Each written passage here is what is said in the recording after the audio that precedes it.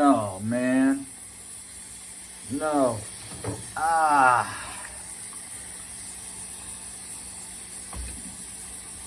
It's all wet now.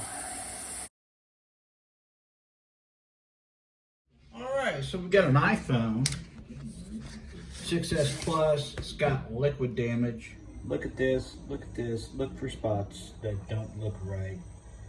Look, look, look, look, look.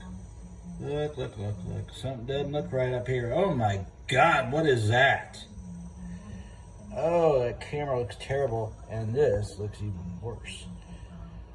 But is that our problem? I don't know. It may be. We may have to. I have ZXW, so we'll just have to kind of play around with it and see what happens. We'll see.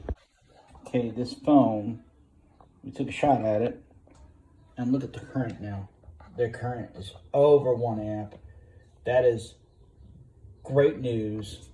So this here is probably going to be repaired.